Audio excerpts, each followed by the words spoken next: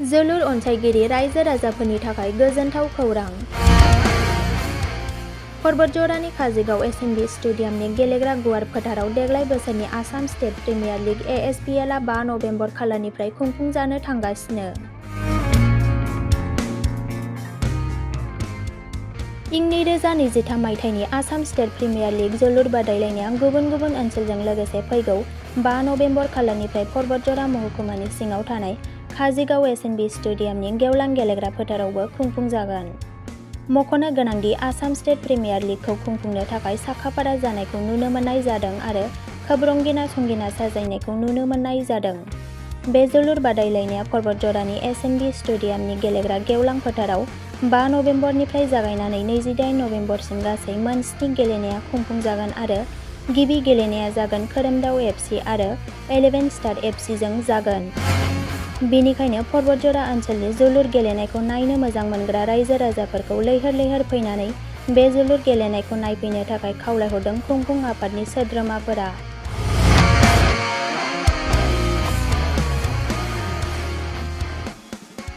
मख'नो गोनांदि रायजो राजाफोरनि सुबिदानि थाखाय टिकेटनि बेसेनखौ गेलारिङाव 40 रां आरो जेनेरेलाव 30 रांल'नो लानाय जादों होननानै फोरमायो। पर्बतजरा जिल्ला जोलुर एस'सिएशननि नेहाथारि त्रिवेन सांमाजों लोगोसे मावफुं आफादगिरि अंकुर ब्रह्म बिथांमोना खौरांगिरिनि सिगाङाव ओरैबायदि फोरमायो। लोगोसे गासै जोलुरखौ मोजां मोनग्रा रायजो राजाफोरनिसिमबो आंनि गोसो गोरबोनिफ्राय अननाय सिबिनाय आरो खुलुमनायखौ जासिनाय जाबाय।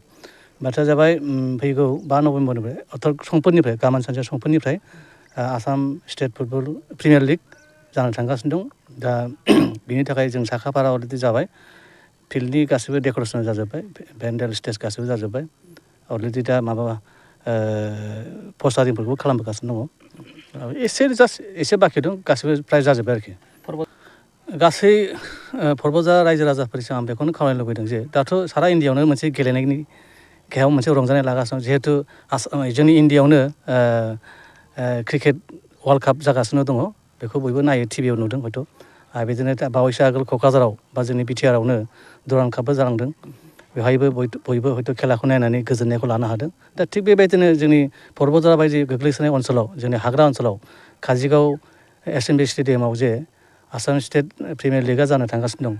दा बेखौ आं गासैबो रायजो राजाफोरखौ बेखौनो खावलायनो लुबैदों जे जाहाथे खेलाखौ नायनानै रंजानायखौ लायो आरो जाहाथे बे गेलेनायनि गेजेरजों जोंनि जाखांफुनाय उन्दै उन्दै सेंग्रा सिख्लाफ्रा गेलेनायनि मोनसे थुलुंगानायखौ मोननो हायो।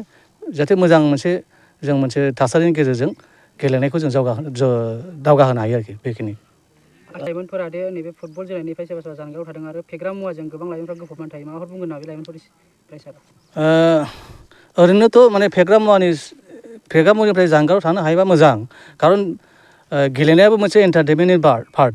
जेरैहाय मानसिनि जिबनाव मोननै खायद' दं होनदों। मोनसेया जाहैबाय गोसोनि आदार आरो मोनसेया जाहैबाय देहानि आदार। दा गोसोनि आदारखौ नांगौ। दा गोसोनि आदारानो जाहैबाय दामनाय देनाय, खननाय मोसानायानो गेलेनाय। गतिके गेलेनायनि गेजेरजों जों गोसोनि आदारखौ होनो हायो। बेनिफ्राय देहानि आदारखौथ' नांखागौआनोखा, बेखिनि आरोखि। सासे फुटबल गेलेगिरिया गावनि जिउ बा गावनि लाइफखौ दालांनो हायो नामा सार? हायो, निस्सय हायो। गेलेनायनि गेजेरजों गोबाङानो हयथ' नुबायानो, मिथिबाय, खोनाबायबो। गेलेनायनि मोनसे एक्सपिरियेन्सनि गेजेरजों आसामाव गोबां साख्रि मोननाय रेकर्ड दं। जों गोबां नुबोदों। गोबां क्लाबनिफ्राय मोजां एक्सपिरियेन्स गोनां फुटबल गेलेग्राफ्रा बा जोलुरखौ गेलेग्राफ्रा साख्रि मोनदों। स्टेट बेंकआव साख्रि मोनदों, सोरबा रेलवेआव साख्रि मोनदों, सोरबा इलेक्ट्रिसिटि बर्डआव साख्रि मोनदों। बेबायदि आरोखि। टिकेटनि थाखाय जे काउन्टार, बे काउन्टाराथ' 12 बाजिनिफ्राय खुला थागोन आरोखि। बेसेबां लानाय जादों सार बे? बेखौ रायजो राजाफोरनि सुबिदानि थाखाय गेलारियावहाय 40 रां लादों। बेनिफ्राय ओरैनो जेनेरेलनि थाखाय 30 रां लानाय जादों। गिबि गेलेनायाव बबे क्लाब बा बबे हानजा गेलेफैगोन? गिबि गेलेनाया खोरोमदाव FC आरो बेनिफ्राय 11 स्टार क्लाब, बे मोननै हानजानि गेजेराव बादायलायनाय जागोन।